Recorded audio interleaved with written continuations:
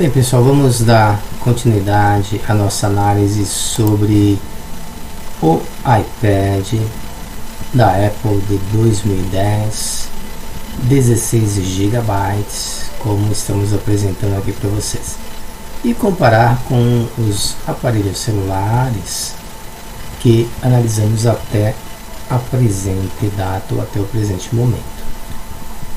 Portanto, esse tablet, em termos de memória RAM de 2010, apresentava 256 MB de condição. O iPhone A4 lançado em 2010 apresentava o dobro, 512 MB.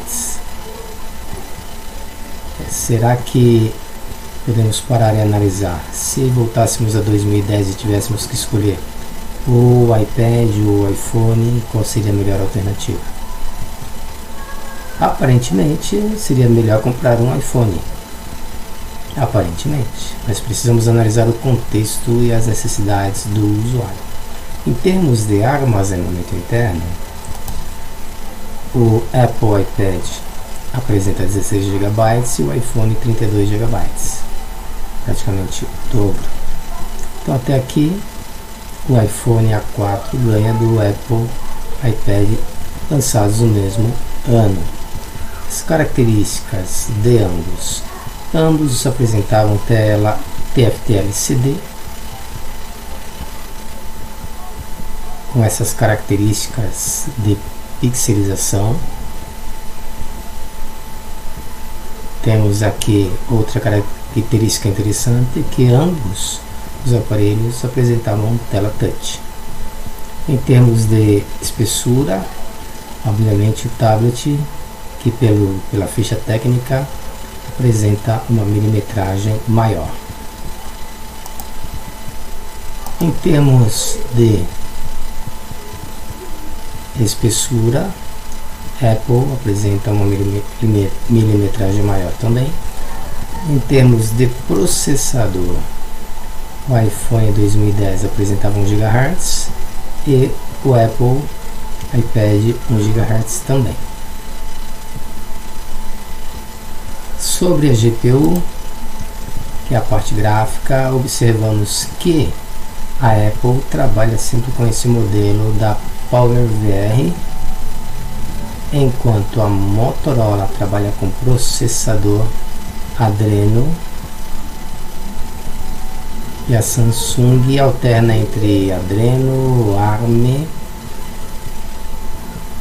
essas duas opções. O que nos chamou a atenção em relação ao iPad é a possibilidade que a bateria oferece em termos de miliamperes, 6.800 miliamperes, ultrapassando todas as amperagens oferecidas pelos aparelhos celulares, o que dá um tempo de recarga da bateria muito maior e uma vantagem para o iPad. Este iPad lançado em 2010 não possui câmera traseira, não possui câmera frontal, não possui GPS, mas possui Bluetooth, não possui rádio, não possui NFC, mas possui antena Wi-Fi. Em termos de peso, obviamente, o tablet vai pesar sempre mais em função da dimensão que apresenta. Mas uma desvantagem do tablet é que ele não apresenta a possibilidade de armazenamento externo, como apresentam alguns modelos de celulares. Em termos de cores, compatível com as 16 milhões de cores oferecidas pela tecnologia atual. O iPhone A4 já oferecia 16 milhões de cores em 2010 e mesmo em 2018, que se oferece em termos de cores, ainda permanece os 16 milhões. Não tinha a possibilidade de cartão SIM. As dimensões estão aqui apresentadas. Resolução da câmera não tem, porque esse iPad não apresenta a possibilidade de câmera. Não tem VibraCal, mas tem acelerômetro, não tem giroscópio, não tem sensor de proximidade, não tem bússola, não tem barômetro, não tem sensor de temperatura, não tem sensor de umidade, sensor de gesto, Não possui microfone com redução de ruído, não é dual chip, mas é uma tecnologia 3G. Possui entrada USB, sensor de luminosidade e uma tela com densidade baixa, né, quando comparado ao iPhone A4, que apresentava uma densidade de 330 ppi.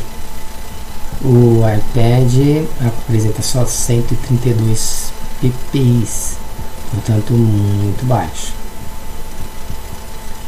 Uma outra característica do aparelho é seu chipset de 32 bits, parceria aí, um componente de parceria da Samsung com a Apple. Então aqui a gente consegue visualizar já a Apple em parceria com a Samsung, utilizando o componente fabricado pelas duas, e a possibilidade também de se usar a TV no tablet. Então são essas características que extraímos da ficha técnica do Apple iPad 2010 e dessa forma, aproveitando esse quadro, fizemos a comparação. Sobre o chipset, deixe-me só fazer uma observação a respeito do que vem a ser o chipset para vocês. Aproveitando aqui a informação do canaltech.com.br, chipset é esse componente aqui. Percebam que há capacitores, resistores na parte central. E o que diz a canaltech.com.br, que o chipset é um componente fundamental para o funcionamento do PC. O nome se refere a um conjunto de circuitos integrados que são responsáveis por fazer com que todos os componentes do computador, desde o disco rígido até o processador, possam trocar informações e assim realizar as tarefas que exigimos deles.